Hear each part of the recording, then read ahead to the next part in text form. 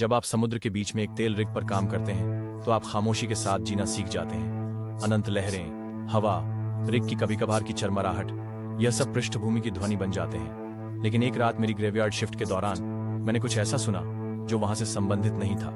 एक गूंजने वाली आवाज, कुछ जीवित और विशाल। मैं करीब 6 महीने से रिग पर रात की शिफ्ट में मेंटेनेंस का काम कर रहा था। ये एक शांत काम था, ज्यादातर गश्त करना, नापतौल की जांच करना और छोटे मोटे समस्याओं को ठीक करना। लगभग 2 बजे रात को मैं मुख्य डेक पर बाहर था, हवा और अंतहीन अंधेरे क्षितिज के दृश्य का आनंद ले रहा था।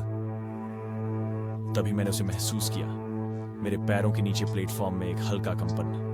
पहले मुझे लगा कि यह सामान्य क्रैकिंग है, लेकिन फिर मैंने एक आवाज सुनी, गहरे गले से निकलती कराह जो समुद्र से उठती प्रतीत हो रही थी। वह हवा नहीं थी, वह मशीनरी नहीं थी, वह जीवित थी। मैंने अपनी टॉर्च पकड़ी और रेलिंग पर झुककर नीचे की काली लहरों को देखा।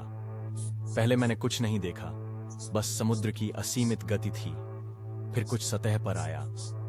यह मध्यम था, लेकिन मैंने देखा पानी के आसपास से गहरा एक आकार। यह धीरे धीरे चल रहा था, एक शार्क या व्हेल से बड़ा। मेरी टॉर्च की रोशनी ने कुछ पकड़ा, खाल खुरदरी और दरारदार, जैसे किसी प्राचीन जीव की त्वचा। अचानक एक विशाल आंख खुली जो मेरी टॉर्च की रोशनी को प्रतिबिंबित कर रही थी। यह एक कार के टायर जितनी बड़ी थी और अमानवीय अचमकित घूर के साथ। मेरा दिल रुक गया।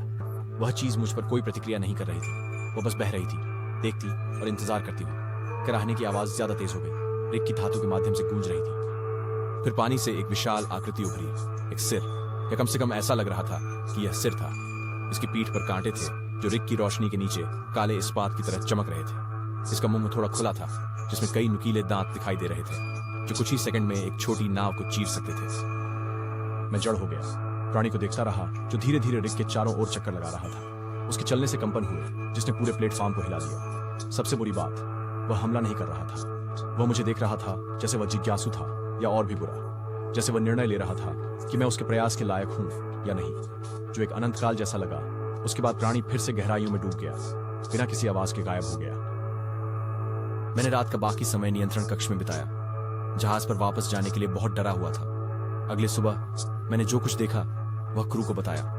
वे इसे नींद की कमी की वजह से हुआ भ्रम कहकर हंसते हुए टाल गए, लेकिन मैं जानता था कि मैंने क्या देखा। और उसके बाद हर रात मैंने उसे सुना, गहरे से आने वाली धीमी कराहने की आवाज। मैं कुछ महीने बाद रिग छोड़ दिया, लेकिन कभी कभी मैं इसके बारे में सपने देखता हूँ। वह चीज अभी भी लहरों के नीचे छुपी हुई है, इंतजार कर रही है, देख रही है, और एक दिन हो सकता है यह फैसला करे कि यह अब अधिक जिज्ञासा नहीं,